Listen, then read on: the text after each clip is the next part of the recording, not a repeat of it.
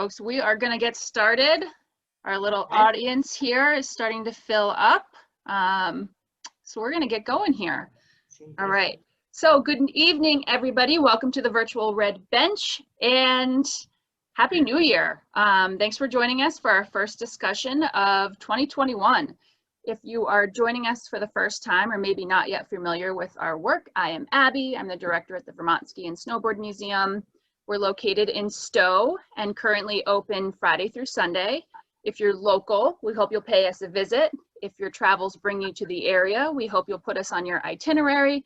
And if visiting us isn't in the cards this year, or maybe you live in Switzerland like Eveline, you can view some of our exhibits on our website and of course continue to support us by joining these monthly discussions. Paul has put together a powerful panel of women tonight, but before I hand this over, I'm just going to stay in the spotlight a little bit longer. The Red Bench Speaker Series is now in its 4th year. These events weren't virtual until last year out of necessity, but we're really enjoying being able to open this up to people across the globe. And personally, I really enjoy hosting these. When we went virtual, we also did away with our normal admission of $10. However, we hope that if you can, you'll support this discussion and this series by making a donation today. We are a nonprofit and we rely on the generosity of people like you every day. And thanks to Darn Tough and their generosity, your donation will enter you into a raffle for a free pair of socks. A $10 donation gets you 1 entry, $20, 2 entries, and so on. I will raffle off 2 pairs and I'll draw the winners tomorrow morning to give you plenty of time to make those donations tonight. I will put a link in the chat as soon as the discussion kind of gets rolling. On that same note, we're also a member-supported organization. There are a lot of members in the audience tonight, and I want to thank each of you for choosing to support us. If you're not yet a member, but this sounds intriguing, and I hope it does, I'll also put a link to our membership page in the chat. There are a lot of membership perks, but perhaps the most tangible is our member benefit book with approximately $1,000 in savings. There's savings on lift tickets, cross-country trail fees, lodging, retail, and golf. The list of discounts can be found on our website, so take a look, and I hope you decide to join the museum family. All right, I know we're not here to listen to me, so let's get to the main event. I want to thank our series sponsors, Sisler Builders and Vermont Ski and Ride, and supporting tonight's event, Scholler Textiles. We'll have a Q&A session at the end, so please write your questions in the Q&A box, and we will get to as many of those as possible. Our moderator this evening is Paul Graves. Paul's snowboarding roots go back to the mid-60s, starting with the Snurfer. He became the first sponsored rider, appearing in the first TV commercial featuring snowboarding for Labatt Beer in 1979. In 1982, he founded and created the first national championship in Woodstock, Vermont.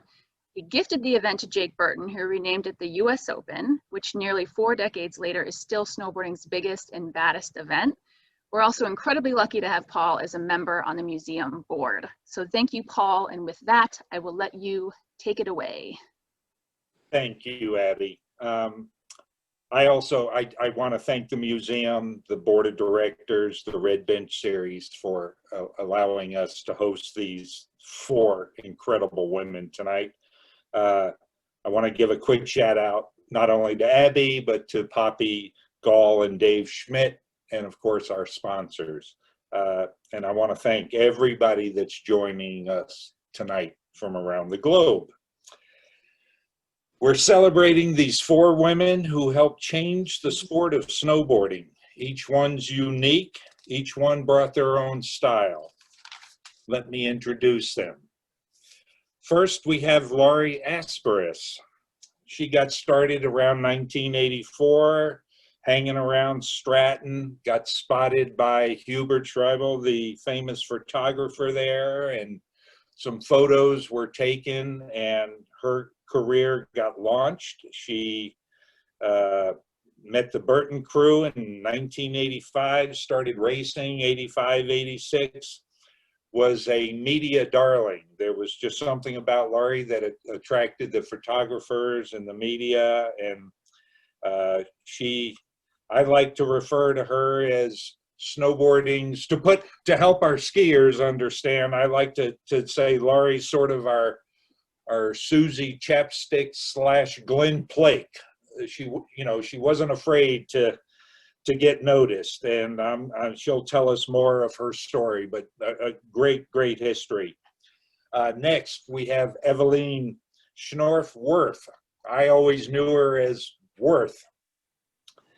Eveline what a great story. She's one of the few ones on the panel here that was a World Cup ski racer in aerials, world champion. And I think she participated in around 116 World Cup events. I mean, we're talking a seasoned racer here. And she, at the end of that career, I think it was around 85, 86, Eveline, you discovered the world of snowboarding, and she made a transition like few have. She went from a world champion in skiing and quickly became a World Cup champion, US Open winner in snowboarding. Just a tremendous athlete. I love you to death. Next, we have Suzi Rueck. Suzi's, we kind of consider her one of our Vermont ladies here. She was a competitive skier who discovered snowboarding, again, I think in the mid-'80s. Hung out at Stratton. She got picked up by Burton. She was involved in Stratton's instructional program, was a very popular instructor, became a coach, a competitor. She traveled around the world. She then came home and put her efforts into paying it forward by starting a race series, which I'm going to let her talk about. But her influence with our young athletes, second to none. And our final panelist tonight, Kelly Jo Legaz. I hope I'm saying that right, because I always just refer to you as Kelly Jo. Kelly is, I just found out tonight, she's at near Mount Baker, which is where she started. Again, was there in the mid-'80s. And Kelly Jo's story is just slightly unique amongst our panel tonight, because even though she's got great individual accomplishments, it's those of us that were there back in the day know that she met Craig Kelly early on, and they seemed to hit it off and became one of snowboarding's absolute first power couples. Changed the world. I think there was maybe 12 years of just an amazing story of two people had each other's backs. And anyhow, thank you all for being here. You know I love you all to death. So let's get started. I'm going to ask a group question. Why don't you answer it? We'll just start with the way we went. Just start with Eveline, who wins an award because she's in Zurich, Switzerland tonight. It's 1:30, 2 o'clock in the morning. So okay, group question. First snowboard experience, when and where? And I'm not talking professionally here. I mean, how did you meet snowboarding? Eveline. I was skiing on a glacier in Italy, and I saw the first snowboarder in my life, a blonde guy coming down, doing really nice turns. I think we know where this is going. They know. And I fall in love immediately with the guy and with the sport. And he taught me snowboarding, and that's when I saw it for the first time on a glacier in Italy. There was no competition, nothing. That was the very first time I saw it. I haven't even seen it in an illustration or in a newspaper, nothing. That was the very first time I saw it. And the guy became my boyfriend then. Oh my God. I think he'll come up in the conversation in a little bit. Yeah. Suzi, what about you? First snowboard exposure. My first snowboard experience was, and everybody knows him as MC, but Mark Heingardner introduced me to snowboarding. And it's quite a similar story, Eveline, but you know, went up to Stratton, Bromley in the middle of the night. The boys used to hike up the hill and the girls were at the bottom waiting for them to come down, you know, and hopefully the police wouldn't come and arrest you because you weren't allowed to be up there. Snowboarding wasn't accepted on any hills at that time. Okay. So it was a lot of fun. And, you know, not that I snowboarded physically then, but later, you know, had the opportunity to learn, you know, snowboarding from Mark and also from Andy and so many other people. And then, you know, as all of us know, the story was written, you know, and shortly after that, you know, Burton got me and there we went. Awesome. Awesome. Laurie. Oh, wow. All right. So I had just come back from Hawaii. I had started, I just finished my college career as a research scientist. I got dragged into science teaching, right? And then, because what else was I going to do? I was a surfer, and surfing and teaching really work well together. And plus I love kids, and teaching scientific method so that kids can figure out their own problems is awesome, right? Empower the world. So you know, so there I went, and I'm sitting in the Heingartner, I think it was a car dealership they had in Rutland, because I would go to our family chalet on the weekends to ski because I couldn't surf. And I'm sitting there all moped out, you know, and then Chuck Heingartner comes in, and he goes, look at this. And he goes, it's winter waves. I'm like, oh, what? Oh, yeah. And he goes, go to Stratton, go to the Sun Tower, and you ask for Mark and he'll hook you up. And I couldn't afford the $65 board because they don't pay. Teaching is a labor of love, and it is always, but they don't pay. I don't care what you think, what we get, no. Yeah, so later I got my jeans and my sneakers because I identified snowboarding with surfing, so I didn't think to wear mountain boots. So I wore a pair of Vans and a wooden board and a pair of jeans, which had a big white butt spot, you know, where it bleached out all the way down the. Yeah, and then we had the competition, right? We had the U.S. Opens, and a bunch of people with wooden boards showed up, and I was like, what is that? They said wax. I didn't have any, so I used soap.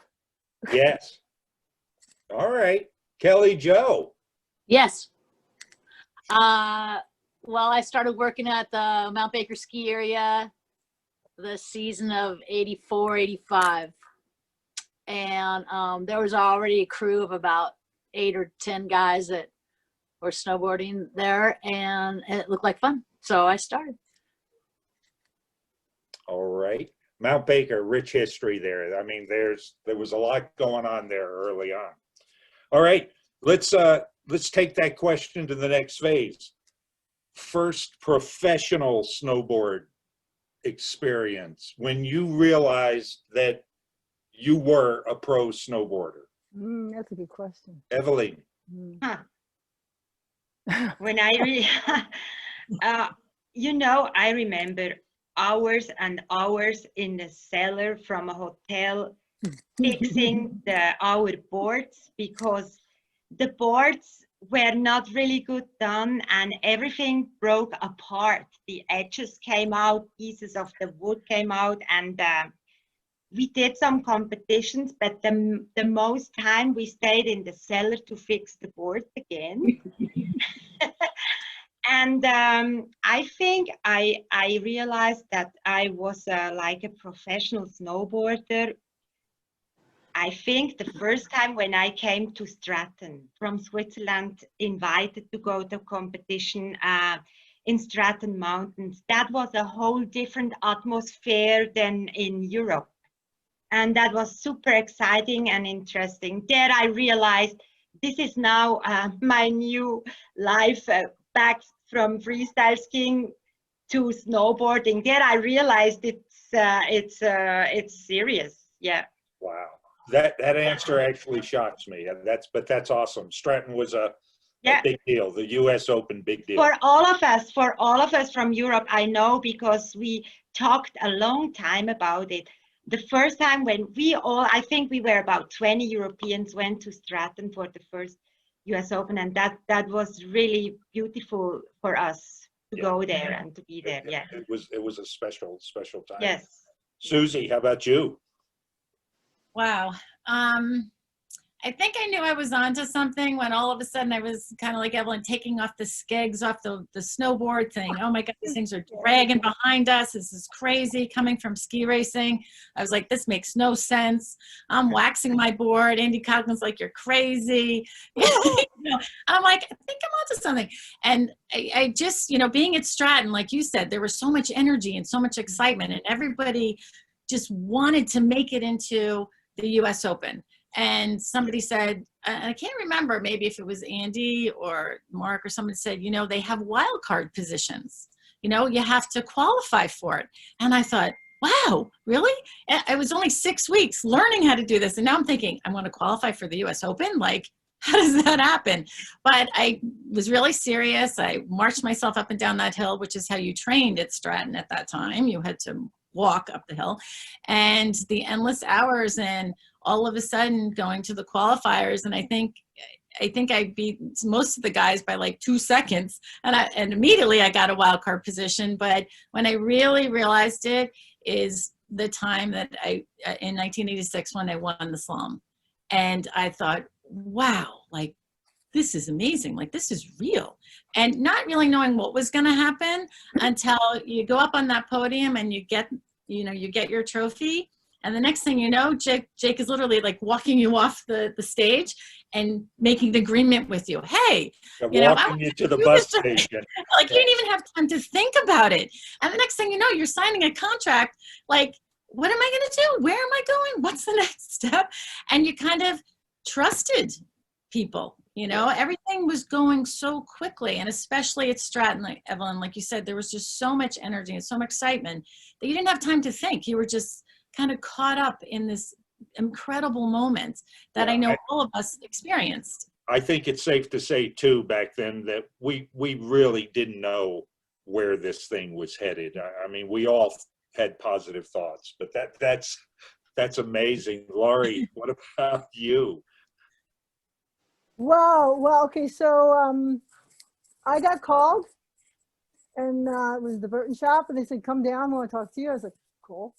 So I go down there, boop, boop, boop, boop, boop, and they go, would you like to be sponsors? I was like, what's that mean? They said, we'll give you free shit. I was like, what do I got to do? They said, you got to go around races and do races. I was like, what does that mean? Because I was a surfer. I was a skier, but I wanted to be a freestyle skier. My dad wouldn't let me. So, okay. So, right. So then they said, well, you got to go around gates. I was like, what are those? Like, we'll show you. I was like, okay. And they marched me through the factory, literally. And they said, put your arms out. And I felt like I was in the military, because I did a little ROTC in college, So like, I didn't go right for the olive green, but I liked this orienteering and jumping out of a helicopter thing. That was cool for free, right? So that you could get away with. So I'm walking around the shop, and then like, they got a checklist, like the military, and they're throwing stuff. And it's a shame I'm very close to the chalet, my dad's place, where my actual original suit where they gave me is over there, right? Yeah, it was gray. It was gray, right? And the guy's like, why are they giving me a gray suit? I'm like, I'm a surfer. Don't they know what surfing likes color and gray? So they give me gray, and then the boots and the board, and I signed off. And they said, well, we'll be in touch. I was like, cool. It was around Christmas too. I was like, shit. Oh my God! Just that quick, it changes. It's incredible. Kelly Jo. Well. Go ahead. Go ahead, Laurie. Go ahead. And then Mark says, when I said I got to get back to reality at the USO at Breckenridge, I got to get back to reality, because this is your reality. I was like, oh. Wow. There you go. Kelly Jo, what about you? When did you know? I never knew. Well, you know what? Yes, that's totally true, because I never really felt, I was just an athlete out of school, and it was fun. And the first thing I won, I think I can claim well, I know I can, North American some moguls, maybe it was moguls, no, I don't know, some 1985 North American something champion, but that was like Ken Ox, the Achenbachs. Yeah, our and Canadian friends. Yes. Yeah. And so it was I remember, and Jenny Hahn we had like huge, we had like 6 foot what are those called? Pro jumps? No. Quarter pipes? Quarter Yeah, pipes? and nobody but me did in that contest. Also, I was the only girl that did the moguls. So, Yeah. but Are you as far as talking about professional and all that Warren stuff, Heights? no, it was Sunshine Village. Oh, up in Banff near. Yeah. Oh That my was pretty much gosh. the, Yes, yeah. yes, Awesome. okay. But the only time I was ever pro was when I rode for K2, and then like, obviously Craig helped me put together, if I won something, they matched it, or if I got a picture in whatever, they gave me money. And I had a little trip, a little budget for my trips and my contest fees, but All of the above makes you Yeah. a pro. okay. That's great. That is great. Well, all right, now let me ask you, here's my next question. People that are snowboarding now, they really don't have a clue how bad our equipment was in the early days. And so how did you as females adjust to that situation? It was no secret in the early days, it was a male teenage market. That's who they built the product for. That's who they targeted. So how did you deal with the lack of equal equipment? I mean, that's really what it came down to. Nowadays, the women have specific everything, boots, clothes, the size of the boards. You didn't. So Eveline, what did you do? Just grab Jose's board and head for the mountain? The waxed one. I must say, I don't remember this as a problem. I mean, I had a different board than the boys had. I had a smaller board and maybe a little bit softer. We had different types of boards. And I don't remember this as a problem. Okay. Even we always found a way to find our stuff which really works for a girl at that time. But that was, I don't remember this as a problem. Okay. What about you, Suzi?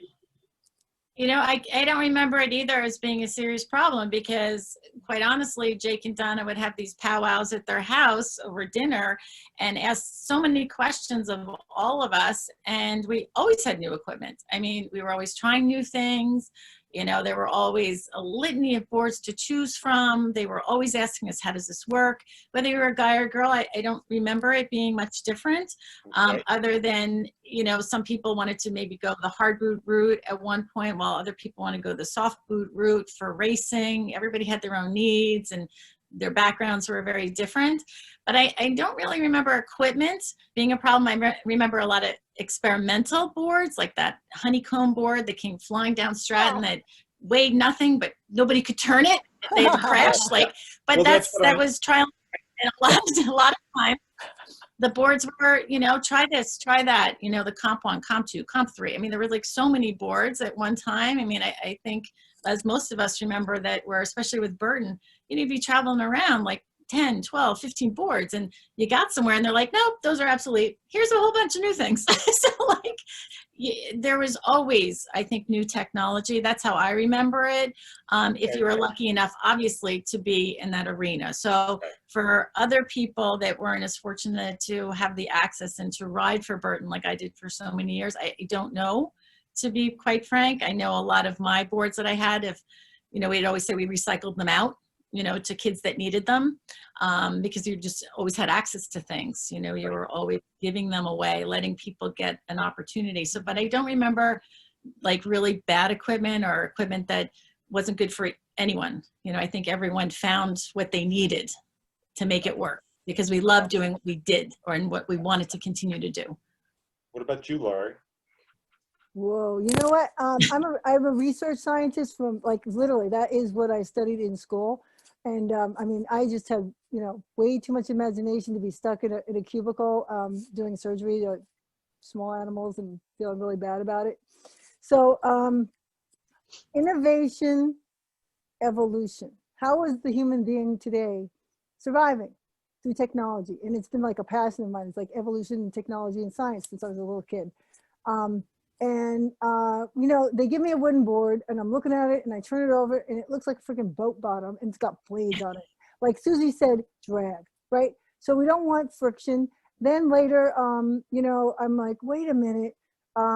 What if we get hard boots and like those those Koflak mountain climbing ones and try to like cut little cuts in it and make it more flexible. It's like, yeah, that kind of works not so great because I'm like less friction between the foot and the board. I'm going to get more lift when I fly, and I'm going to have more less reaction time in my slalom and in my bumps and all that, you know. I mean, so I just push things forward. And in my photo, if you see, like, look at the bindings. That is the, you know, people are like, why did you, I feel bad. I'm sorry, Donna. I remember you saying the Voyageurs were a wacky family, but they had new innovation, and it was a rotating plate binding with springs in it where you could adjust the flexibility.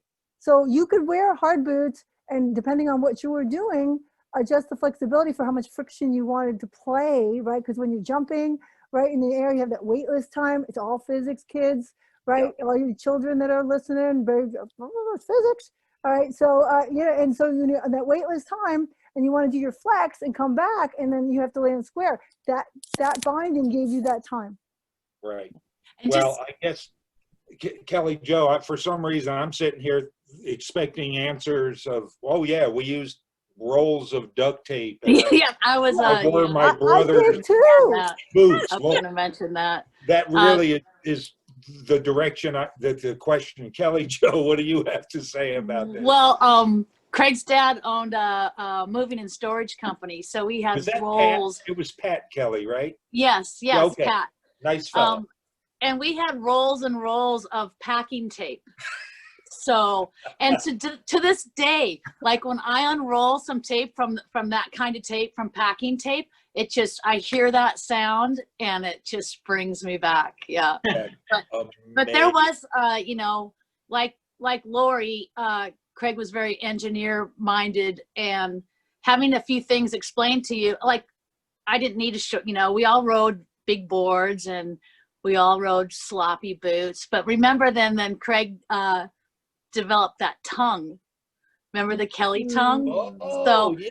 But you know, the whole science between you know, your side cut and your pressure and this and that, it all just, you know, it all just worked. All right. Well, what you, oh yes, Susie, go ahead. And I do agree with all the other ladies. I think all of us kind of experimented all the time with our own equipment. Okay. You know, we all learned from each other, whether we were putting, you know, razors, toe razors, heel razors to help us with cants. Cants, thank you. Oh my God, that word. And get all techie on us there, Kelly Jo. Yeah. Duct tape made a fortune from snowboarding. Yeah. You know, whether it was your gloves that had duct tape, your knees had there was duct tape on everybody in some place. But yes, I do believe in innovation.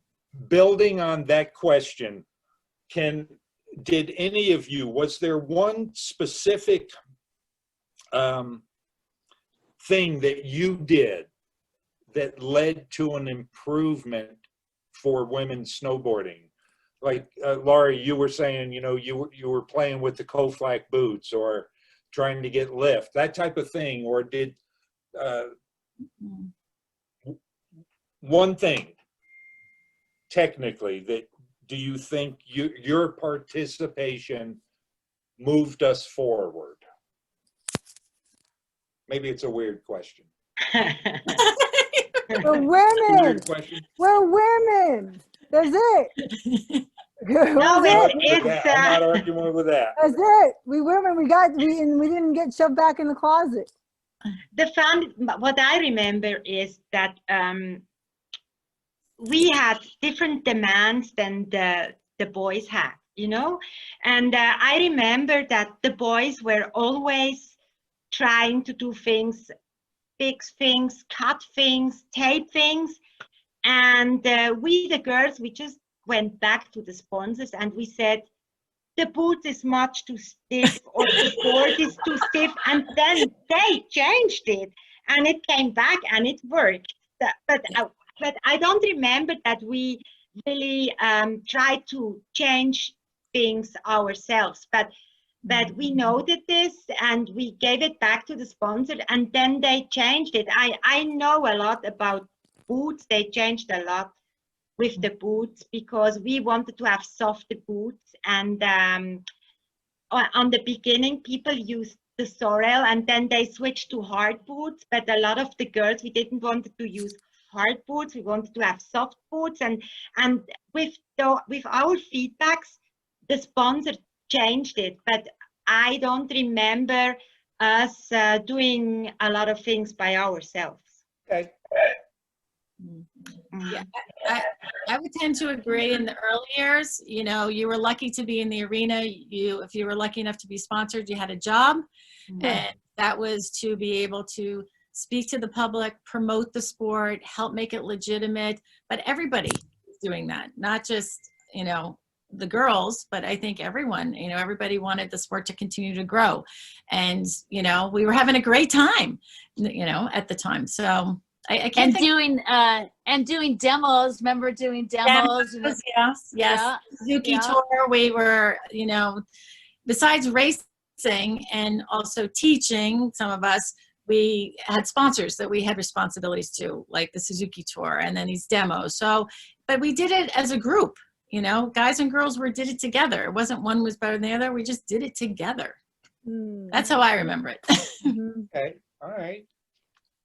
All right. Now I've got a couple of questions coming up that it's not that they're going to get technical, but it's going to specifically address where the sport. Wait a minute, Paul, did I get to answer that last question? I don't remember answering the last question about what I did for women specifically. Well, then you better answer that question right now. Right? Fashion, hello, right? We were wearing freaking men's clothes for how long? No, just say no. I'm not wearing, I do like wearing men's shorts. Okay, I'm sorry.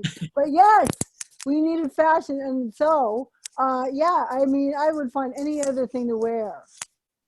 You know, to say like ladies need clothing, hello. And especially, I mean, we never got this until to the last USIA show. I fought for a zipper in my onesie to pee. Oh.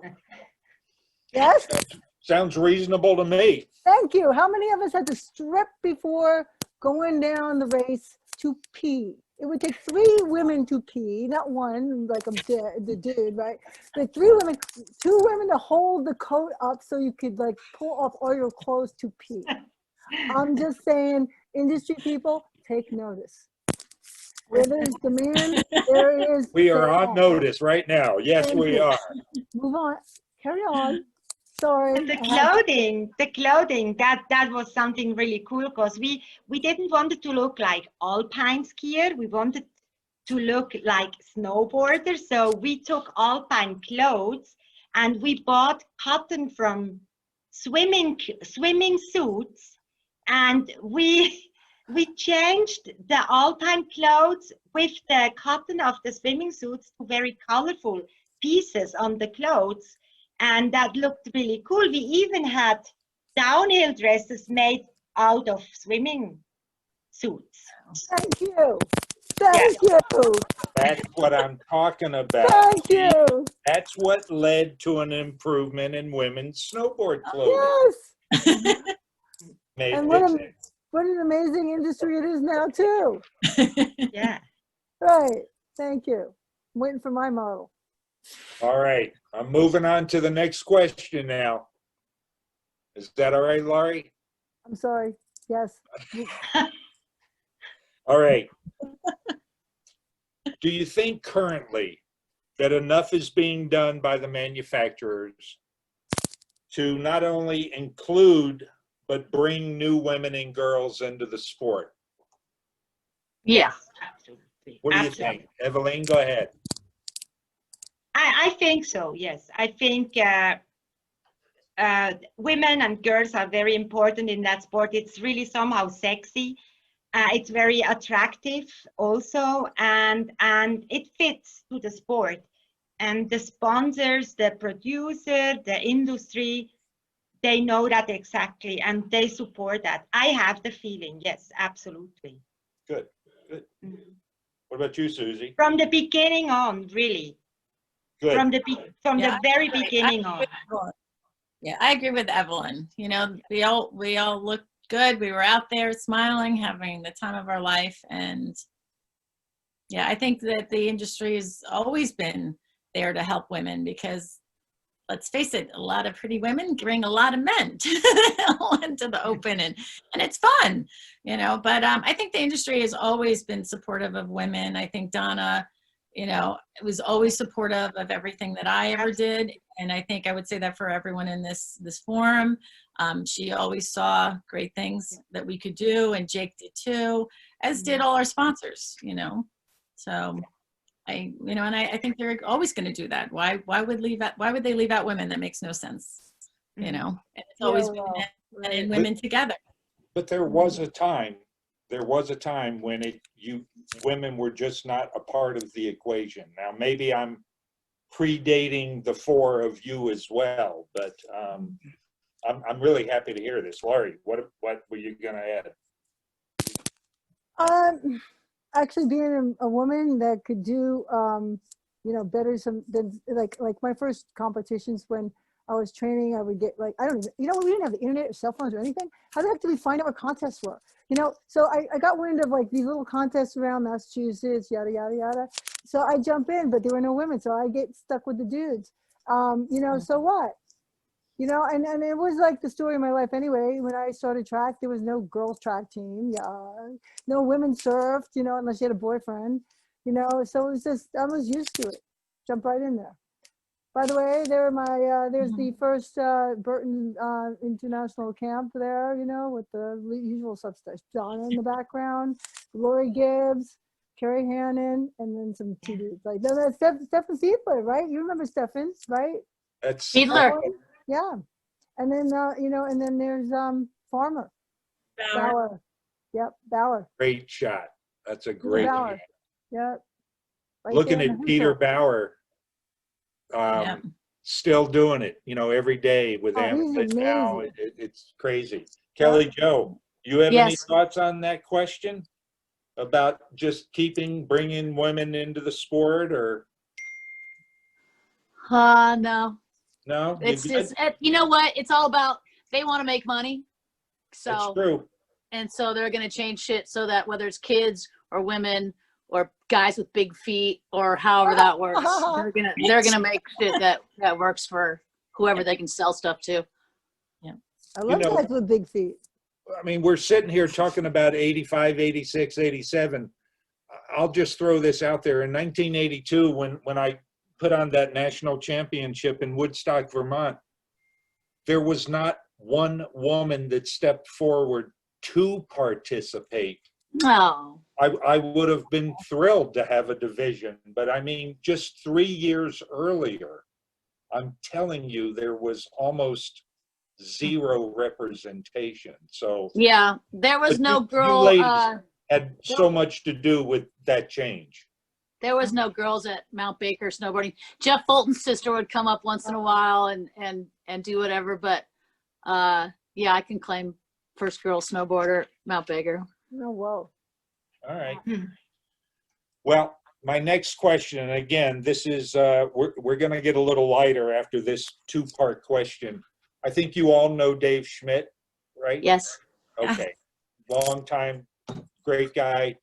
We're proud to say that he is also on our board of directors at the museum. Awesome. I was speaking to him, I think 1 or 2 days ago, and I just asked him, Dave, what if you were going to ask these ladies a question? This is Dave's question to you all. Two-part question. And we've covered a tiny bit of this, but Dave wanted to know, again, how do you see the current state of snowboarding in general, including competitive snowboarding? Oh. Yeah, it's a it's kind of a deep question, but I You may have to think I repeat that understand one. what he's asking. And I say the girls now, like the girls that are doing the half pipe, are freaking ripping. So that's the state for sure. equal money, I believe. I don't know. Probably. I hope so. I think they're getting equal. You don't think so, Susie? I don't know. I don't know. I could. Okay. Yep. Yeah. Well, I agree. I think things are good. I mean, the current state is good. It's inclusive, equal money, great sponsorship opportunities. I think I kind of butchered Dave's question, so I hope you'll forgive me. He's gonna Can I be- hear it again? Can And you're I fine. please hear it again? Say what, Laurie? Can I please hear the question again? Oh, yes. The question was, how do you see the current state of snowboarding in general, but also with competitive snowboarding? Oh boy, can I answer that actually? Answer. I have an opinion. Thank you. You know, I miss the good old days. Yeah. I miss, yeah, right? When we had to do every event. So it really showed that you were an overall competitor. You weren't just alpine. You weren't just freestyle. Freestyle took over the media. So all the money went to freestyle riders. So the alpine people didn't get enough time or money to develop, and their people too.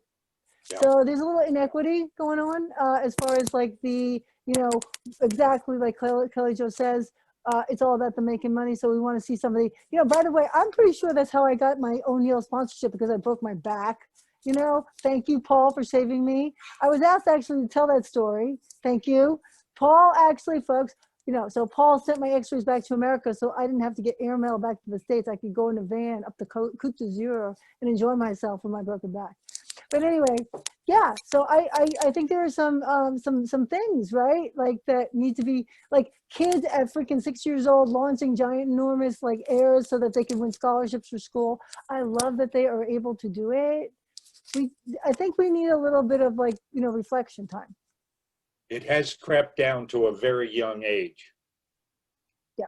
And you know what, Laurie, I just want to expand quickly. Eveline, I'll get right back to you, but Laurie kind of glossed over that story.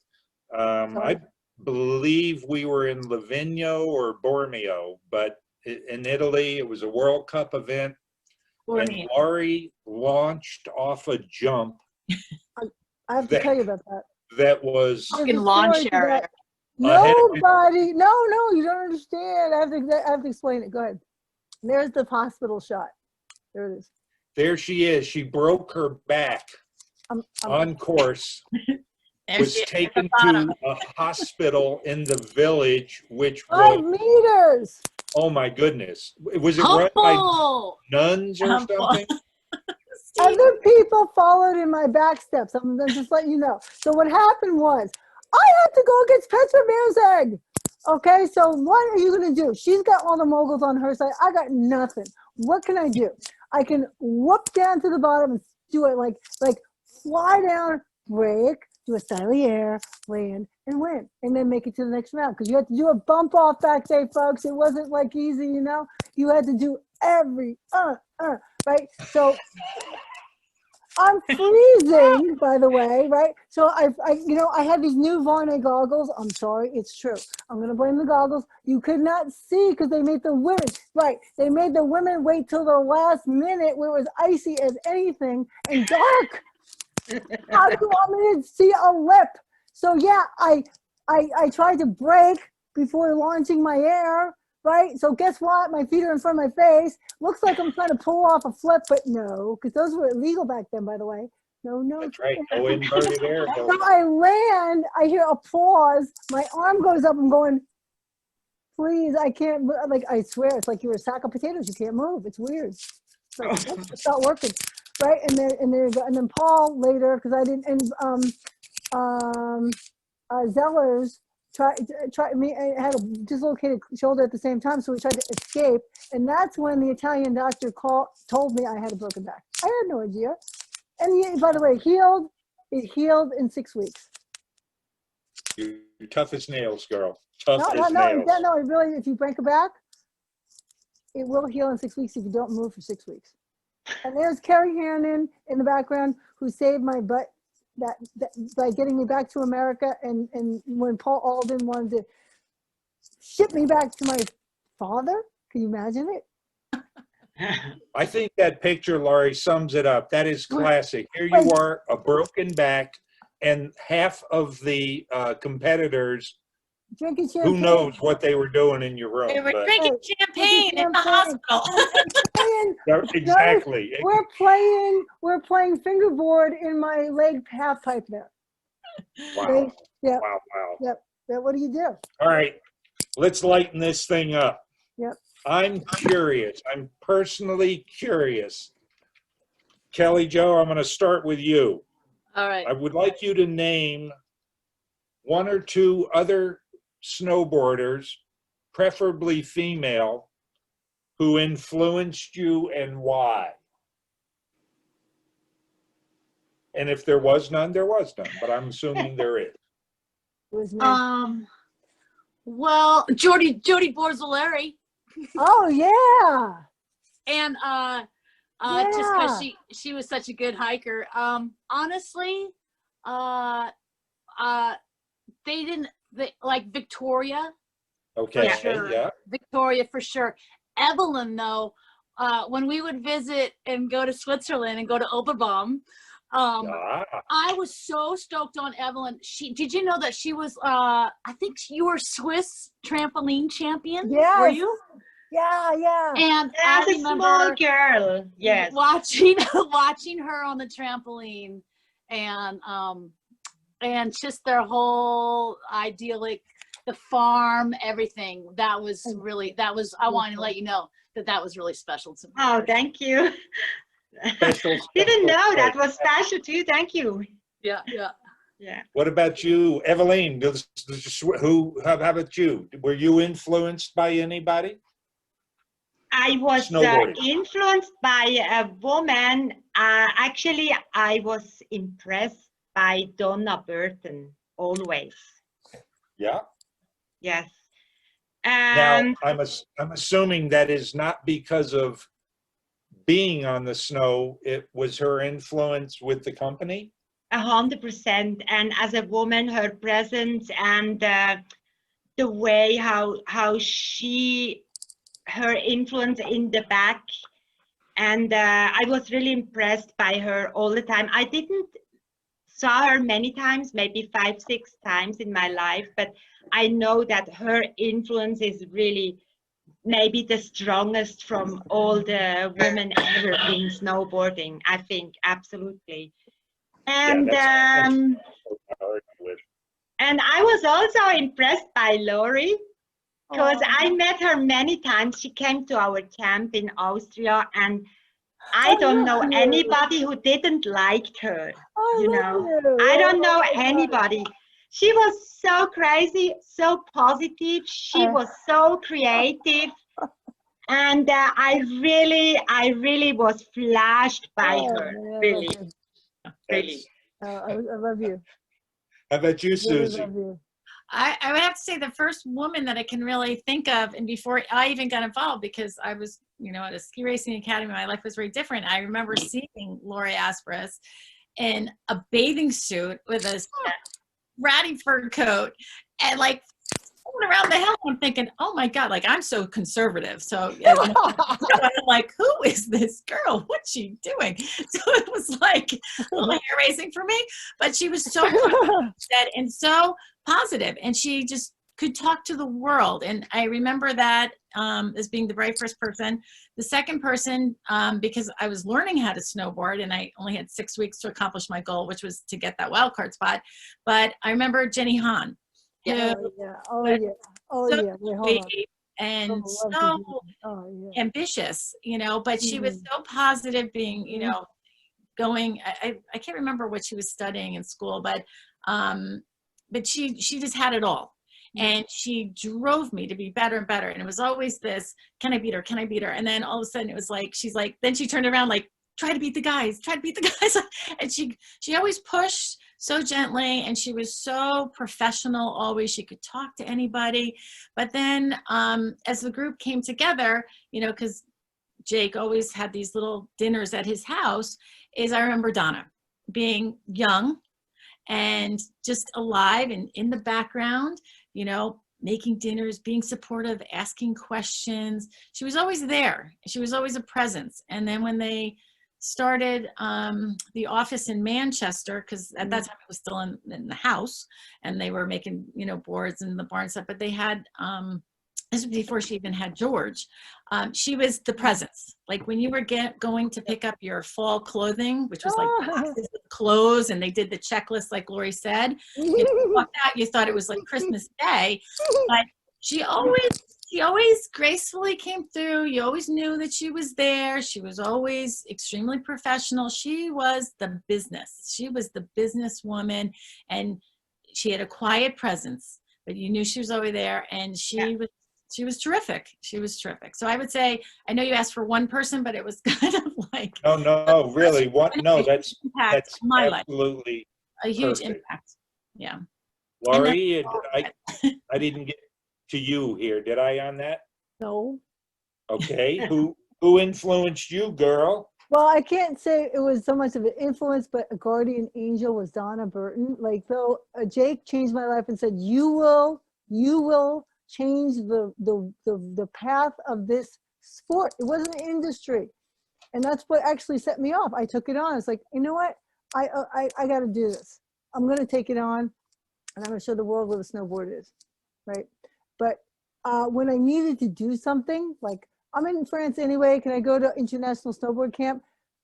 And then, you know, it was like mom and dad, Jake and Donna was like our age. And it was like, and she was our guardian angel. I mean, a beautiful, sparkling guardian angel. And I can say that her support led to all the other opportunities that I had to be influenced by people like Laurie Gibbs, who was like my partner in everything, you know, in Europe, which she flew over to Austria and worked in the Burton factory. And then two of us, because I was in France, teamed up and took over Europe together with, you know, and then found like Eveline Wirth and other people.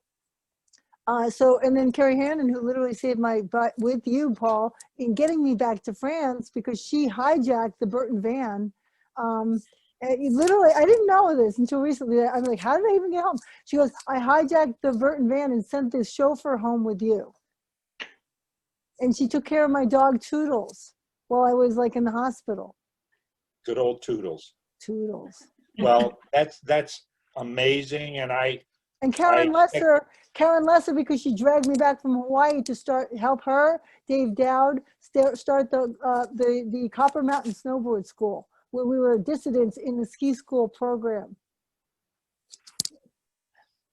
Sweet. Yep, and have the first competition ever at Copper Mountain. Carrie Hannon, Carol Lesser. That's a great tribute to Donna Carpenter, and I'll speak on behalf of the museum. The Carpenters have supported the museum for years. We have Jake and Donna in our Hall of Fame. They literally just live down the street from the museum. So when you visit the museum, make sure you stop and say hi to Donna. That was a bad joke. Okay. I was gonna say, sure love that. Let's all right, now let's try to make it a little bit fun. I'd like to you guys have slightly touched on the early tours, traveling around, team travel. When I was putting this together, some of you shared some fun stories with me of what you did, and big parts of this were over in Europe. We had the World Cups, the OP Tour, Grundig sponsoring, Swatch, O'Neill, lots of European sponsors.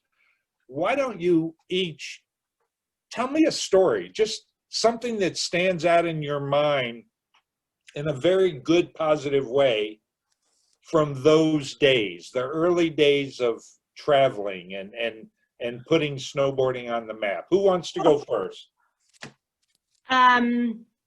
You know, the platform for creativity was so immensely big at that time. I mean, everything was possible. For the ones they wanted to really create something, everything was possible. It was like every spring we took a big white paper, and the person who wanted to be a part of that paper took a colorful pencil and started to draw.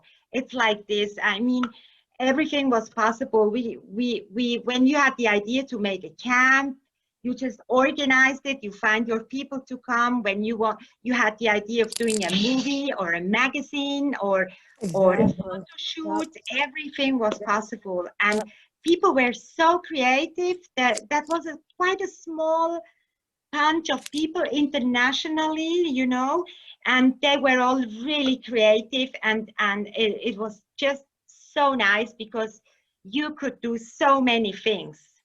That's what I really liked. Nice. Suzi, Yeah. I can see you have Yeah. something. So many exciting. great I love Yeah. it. So many great stories. Some we can't tell on this Zoom call. We can, but I think Evelyn was right. You know, the possibilities were endless. We had, well, all of us on this call had great sponsors. They were willing to listen. How can we help you? What do you need? You know, you just wrote it on a piece of paper and kind of, or just had a dream, and you figured, how can I make it possible? And you asked people, and people were supportive.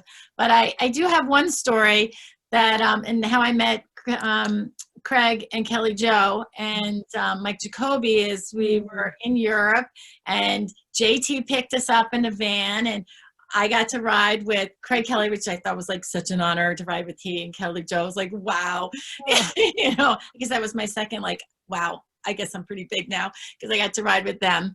And Mike Jacoby and Kelly Jo was like, I'm playing White Snake. And yeah, Kelly Jo, man, rock hard or go home. I never heard of White Snake. It was the craziest ride ever. And JT was like, you know, just driving us around. What do you need? What do you want? We had Baileys. We had like whatever you needed was at our disposal.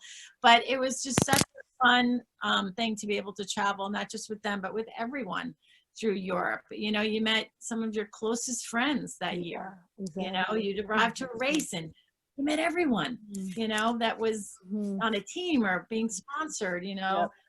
Sean Palmer and I became like friends. Talk about two different ships on two different planets. But how'd that happen? but it happens. But you know, like there was such a bond because we all loved doing what we were doing, and we were having so much fun, and we had the opportunity to do that because we had great sponsors, and we had people that kind of just let us do what we did best. Yep. And we all had a different approach to it, but we had fun. And like all of you on this call, I just remember it being just so much fun meeting you and riding with you, and just laughs and tears and support and all the craziness that went with it. So, thanks, lady. So that van in Italy, this is probably a different time. But speaking of vans in Italy, okay, so we're driving along in a van in Italy, and the van's full of people, and we pass a very quaint, beautiful ice rink, and it's evening, and all the old men with the felt hats and all the kids and everything are out ice skating. And I think Dave Alden was driving, and we decided to stop and storm the ice rink. So, you know, we storm the ice rink, and we're, you know, thinking we're so funny. And then we go to pull out, you know how the sliding door opens and it pops open, you know, like that far. Well, we were parked in this, or we were pulled over in this little nook. And so when we went to take off, it ripped the entire door of the van off. And meanwhile, here comes, you know, 30 old men that are going to kick our ass. And Craig runs back and gets the entire door and is walking back to the van with the entire door on his head. And Well, that was responsible, Kelly Jo. That actual van got completely destroyed too, because somebody locked the keys in it, and it was race time, and Craig took a screwdriver and just broke the entire back window to get his gear out. So yeah, good times in Italy in vans. I don't think that was the only vehicle incident that I can think of. Yeah, yeah. Wow. Yeah. You're right. That is too much. Did we get everybody with that question? No, you keep. Laurie, what are you being so quiet for? I'm enthralled with the parahistory. All right, tell me your story. I went from a girl with a backpack and a skateboard to a girl with a car with pigs stickered all over it. For free, Checkered yeah. pig. Right. So when I first got to Europe, I had a skateboard, which was awesome. Like, you know, that is the best mode of transportation, right? Like, but you know, when you got nothing else, that thing goes in your backpack, comes back out, scoot around. It's awesome, right? So then I got a Euro pass. I graduated. I picked tomatoes, right, in a field to get enough money for a Euro pass. In France, they used to have this method of ink lifting. Instead of like whiteout, you put a chemical on it and the ink comes out. So I keep restamping my Euro pass. Research science, students study, chemistry works, okay? I'm telling you, solvents, okay? This is all good, right? There are smart, nerdy people, okay? It's good, it works, okay? So yeah, so I kept stamping Gare de l'Est. I got caught in Switzerland on my way to ISPO, you know? Yeah. They caught my pass and they were like, 999. I'm like, oh! And then dogs were like jumping at me. I had my little dog Toodles in my bag. And I'm like, because I had hash in my bag. Ooh, whoops, ooh. But it's legal now, right? But not back then.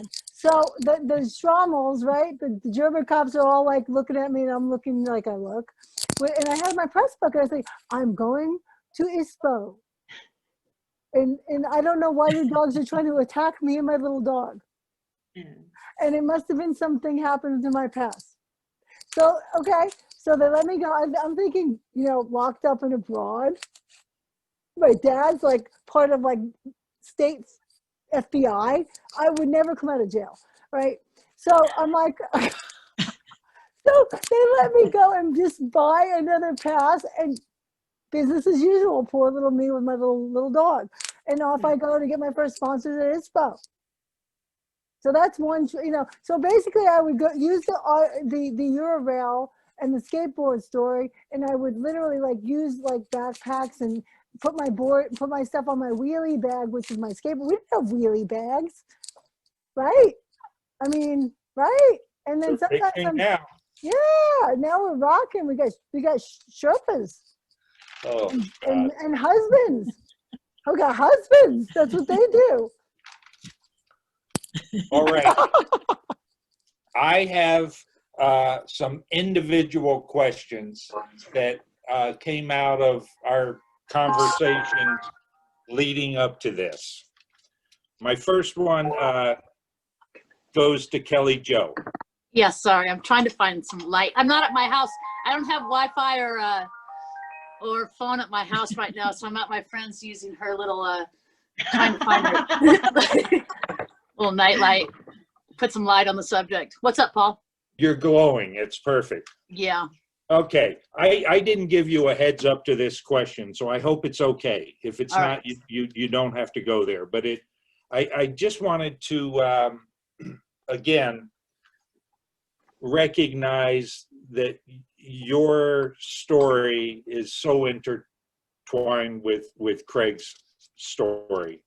Yeah. And I know that yesterday for the world, it was a big happy day with what happened here in the US and but for snowboarders, January 20th has a different meaning, and there was a lot of recognition yesterday for Craig on the internet and around the world, all deserved.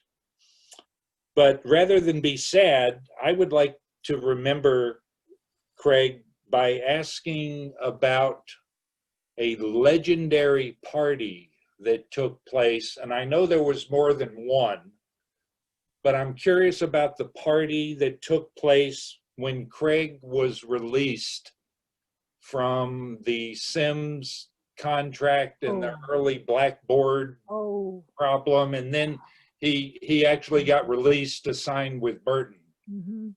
I'm of the understanding that there was a celebration that night. Can any of you give me any background on that? Especially you, Kelly Jo. Do you remember anything? Well, I remember, you know, I remember everything but that party. I don't remember a party. Okay. But I do want to say one thing, that yesterday morning, I totally had like a dream where we actually spoke to each other. And the dream was, this was yesterday morning, so it was kind of trip because it's probably right around the same time. He was selling timeshare basically because he was starting a new resort down in South America. It had to be down in South America. And he told me that you better get on and get a spot because everyone else is going to take these spots. So come on, let's get in the van and I'll show you what it's all about. And so obviously another van story and crazy driving and on and on. But it was nice to see him yesterday morning for sure. And to actually chit chat a little. Yeah. Wow. But I think you might be talking about, the party that you might be talking about is, we lived maybe in Colorado at the time when that all happened. So, all I can say is that, you know, I always heard his side of the conversation, and, you know, between Sims and Dorfman, they said, go for it, you know? Yeah. So, and then the lawsuit, so whatever. Well, I got dragged into that back in the day, so So, hey, what party did you hear about? Well, I just heard that the celebration that took place, I was not there, but it was a night to remember. And Kelly Jo, I just want to show you something. I have, like all of you, I've saved virtually everything through the years, and I have a letter here from March 12th, 1987. Signed Sincerely Craig Kelly, but it is a letter he sent me about helping you guys get sponsorship. Wow. And he had not signed yet. I have all this secret information, Kelly Jo, your size at the time. Whoa. He I'm made still the same sure size. Yeah. that the sponsorship would include you. I know, huh? What a weirdo. And then later that year, he went against my advice and re-signed with Sims. So Yeah. I have some of that stationery as well, but I think it all kind of culminated when we went to Jose's camp, Evelyn. When we came over there, and that's when he had a little secret meeting with Jake, and that's the first time I met Donna. And so that was Stubai, and that was when that flood happened. Yeah. So That wow. was probably 86 or 7 or something. Yeah. Still early on, though. Yeah. That's true. All right. Well, obviously, nobody's going to throw anybody under the bus about this party. So, And if you'll excuse me for 1 second, I'm going to try to find some light in my friend's house here. No problem. Okay, I'll be right back. Come back. All right, Suzi, I have a question for you. And I also, going through the archives, I pulled out your a resume that you had sent me back in the day, listing your many accomplishments and that beautiful cover shot. Huh? Oh man. How about that? Wow. Oh, So gosh, look at that here's hair. my question to you, Suzi. Let me give a little background here on my question. We've talked, Suzi, about the competition representing Burton and all of that. You came out of that experience and you came back to Vermont, and you were a big part of early competitions. You started your Green Mountain series, and I think that developed into, correct me if I'm wrong, was it the Tri-State series? We had many, yes. But We had you many. were Tri-State Series, literally Colorado State. coaching, training, providing races for thousands of people. Now, before I asked you the question, I just want the viewers to hear a story that I'm aware of that's directly attributable to you. In Vermont, there was a 9-year-old boy. This is a true story. 9 years old, came from, I'm pretty sure, a single parent family. They didn't have a lot of money. There wasn't a lot of opportunity. But this 9-year-old boy did get an opportunity, and he was able to discover snowboarding. He was given opportunities to get involved in snowboarding, all of which come back to Suzi, because Suzi, who was that 9-year-old boy that went Ross on Powers. to the Olympics later on? Right? Yep, Ross Powers. Suzi, why don't you Yep. tell us a little bit about that era, that time, and your influence? Wow. It's hard to say where it all started, other than Paul Johnson and Jake deciding they were going to integrate the snowboard school and the ski school, and Jake was going to walk away from that part. And Paul Johnson was determined for some of us to get into the educational world with PSAA, which is Pepe Stiegler, to create and to standardize something. So from that experience, coming back to Stratton and finding people that I thought could coach and or teach, and Matt Mitchell and so many other people, to start a legitimate school. And Paul Johnson said, well, what else do you think you need? And I said, I don't know, there's this kid, Mike Tedesco, that would really like to run some gates and have a program, because there was a freestyle program and a ski program at Stratton.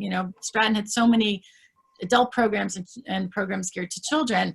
And I said, I don't know, Mike Tedesco would like to, do some stuff. So let's start something. And the director of the ski school, Louis Lechner, was a little hesitant, but when Paul said we're going to do it, he was really committed. And so we started the Allegro group. And by running a few gates, I said, listen, this program's going to die unless you can get more people. So Mike Tedesco reached out to everyone. The Burnses, Trisha and Doug Burns, became part of the team. Everybody on this call knows. There were just so many athletes that were part of the team, at all different ages. And from that, Paul Johnson said, hey, there's 2 kids that live locally that I think have a lot of potential, and I'd like them to be a part of it. And I was explaining to him, like, most of the kids were preteen and the oldest was 21. And he said, you could, and when he said something, he's like, no, we're going to do this. So I said, okay, send him right in. And it was Jonathan Smallwood and Ross Powers. And they came and they stood there, and, they didn't have much. So all of us, having been sponsored, we gave them socks and gloves, and we found them boards. We found whatever they needed. And he was one of the youngest in this Allegro group that I was coaching. And they all wanted to train. They all wanted to win a wild card spot to the US Open. But by doing that, that's when I really realized there was no grassroots of any sort. And how do these kids, learn how to do something in a safe environment that their parents would pay for and respect, and help create something legitimate for Stratton, at Stratton? And again, Paul Johnson, I reached out to him and I said, I think we need to have some races. So he said, what do you need? I said, I need some mountains to help me. I need to hire somebody as a coach, because you want me to run the program too. Like, all of a sudden it grew so quickly, and we had a small little race series. The first year had 6 events, and at most of the events we had over 97, kids show up. So the people that I had hired said, oh my God, there's really a need. So the next, I guess that summer, I got a very interesting person to be my partner and reached out to all the mountains. And I said, listen, this is proven. Like, there are people that are showing up, kids, and their parents are showing up. And at that point, I think that year I ran 19 events just in the New England area alone. And all of those kids, I was coaching. So it created this real big competition. And Ross and Trisha Burns and Mike Tedesco, like that was the whole group. And then I think it was Eric Webster came to one of the finals and he was coaching. So now there was a need for coaches, and then people felt that they could make money. And these were all people that were all competing with all of us in the same arena, but realized that they could actually make a living coaching. So we had coaches now doing that. Academies were starting to look at this saying, we could make money. And as Kelly Jo said, it's always about money. Money is the driving force behind anything. But there was an opportunity. Yeah, So but now the bottom line, Suzi, is that your influence with so many individuals that have represented our sport is amazing. Exactly. Forgive me for interrupting, ladies. Yeah. And I think the answer, we have some questions and answers from our listeners. I just looked at the clock. I could do this for the rest of the night. I don't want to shortchange people that are that want to ask you some questions as well. I just want to before I segue, I just want to, and I'm sorry, Laurie, and I'm sorry, Eveline, because I really wanted to hear your response to that question. But let me just say this, Eveline, I wanted people to know, if people remember back to the 2018 Winter Olympics, there was a young woman, I believe her name was Esther Ledecka from Czechoslovakia, and she won, I believe, an Olympic gold medal in skiing, and a couple of days later, she jumped on her snowboard. She won a gold medal in snowboarding. It was an amazing feat. The world recognized that. But I saw an amazing correlation, Eveline, to what you did way back in the 80s when you walked away from World Cup skiing and just stepped into World Cup snowboarding. It was awesome. I love you all. I wish I could ask you the rest of my questions, but I really feel like if Abby is listening, our executive director, should we go to our Q&A, Abby? Yeah, go ahead and go to the Q&A, but also, you know, feel free to, if there's more questions you want to ask, it's okay if we go a little bit over. Okay. Well, you know what? I just switched on to the Q&A, so I really want these people to have a shot. This is interesting. Donna Carpenter wrote you ladies. Wow. She says, wow, thank you. And here's my German, Eveline. Ich danke der Eveline. Betsy Shaw, good to see the pioneer women get the respect they deserve. Each one of these fierce women inspired me. Here's a question or a statement from Lisa Lombardi. I just wanted to say thank you to Laurie and Suzi for helping me learn to snowboard and letting me practice with you at Stratton in the 80s. US Open days left me memories for life. I remember you, Susan. Yeah. Yeah. This is great. Charlie, I'm not getting questions, I'm getting comments. Charlie Kavanaugh, this is great. Thank you to all these amazing women, especially to Suzi for all you did for snowboarding. Thank you, Charlie. Awesome, amazing. I'm not the best at doing this, so as they come in, I will. Sid Worthen, does that name mean anything? Just wanted to thank Suzi.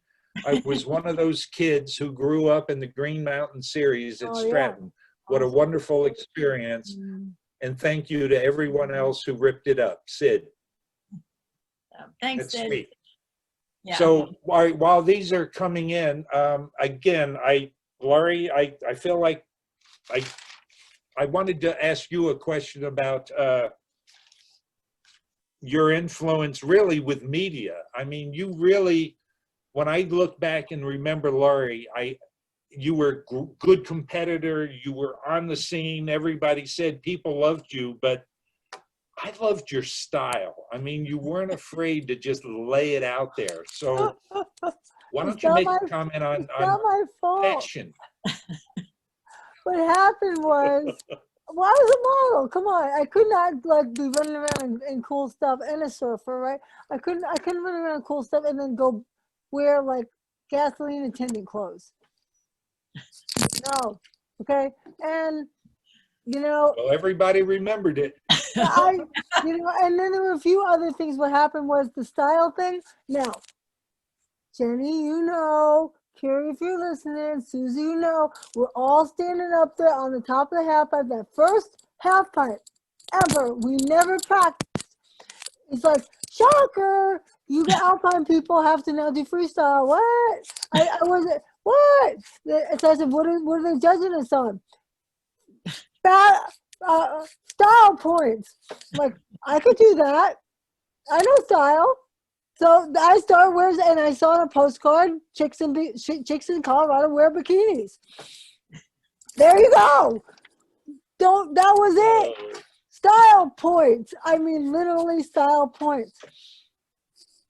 Nobody got more style points than you did, girl. Nobody. And that ratty coat was to like, when I got out to Colorado, because I had done with Boiler Point, like blue ice from East Coast, I'm like, there are greener pastures, you know, you know, and that's Sims territory, right? Because I used to walk down the streets, people yell at me, get off that board, get off that board, what are you doing? I'm like, yeah, I know. I was like, I'm loyal. I'm sorry. You know, I support the people who support me. Yeah, Laurie, let me interrupt here because we some other things are coming in.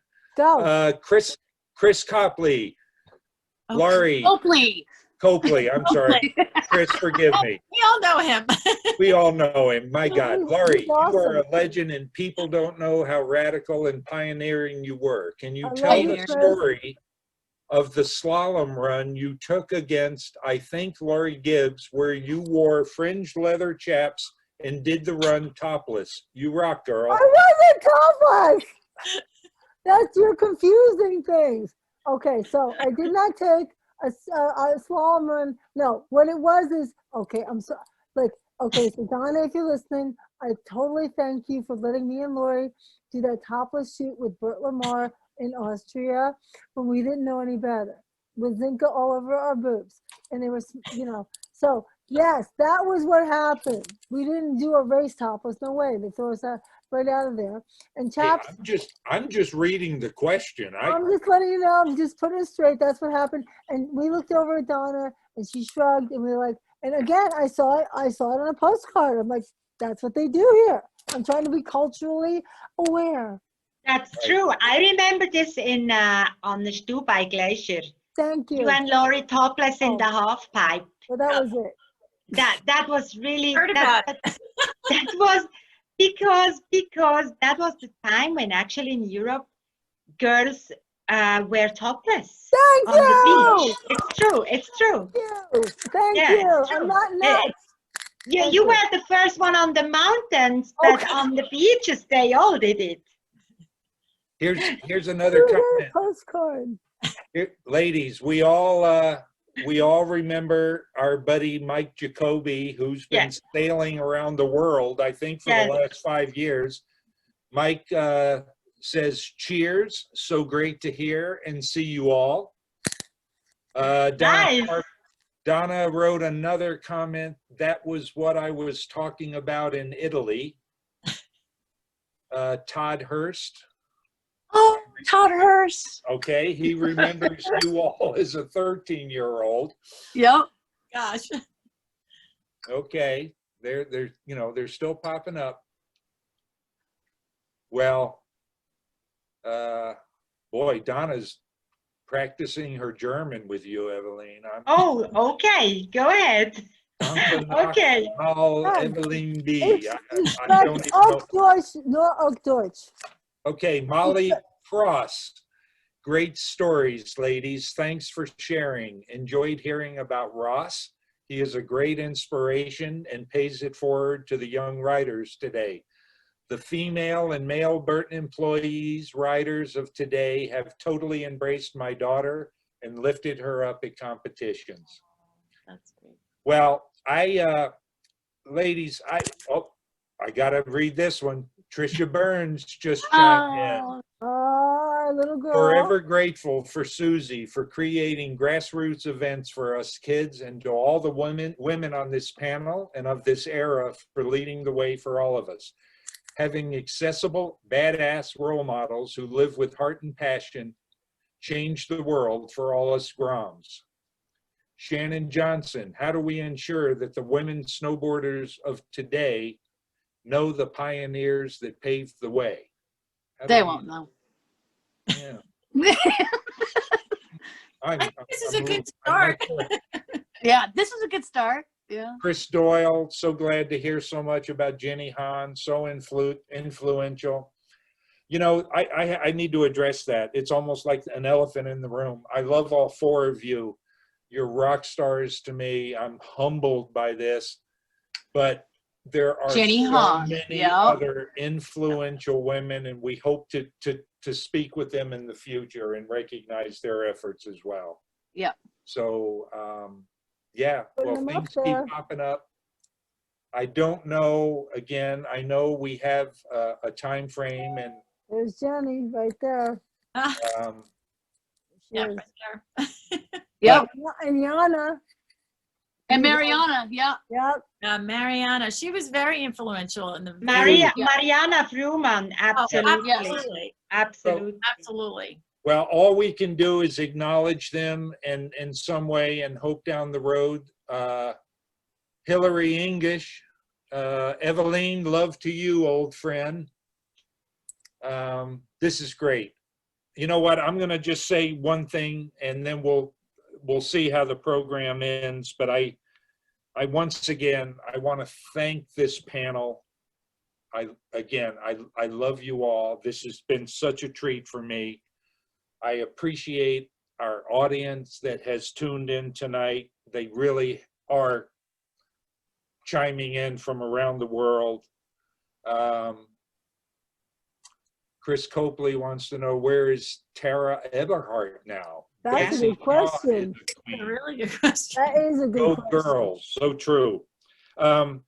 I would like to ask everyone again, our museum works really hard to keep the history alive, and this is a free event, but if anybody out there can make a donation to the museum, we always appreciate it. As Abby said, if you're in Stowe, Vermont, stop in, check us out. If not, check us out on the web. You can always contact the museum, vtssm.org. Again, I'm going to turn it over to you ladies. I'll let you all make a closing comment, and if a question pops up, I'll try to reach it. But Eveline, would you like to say anything in closing? Yes, of course.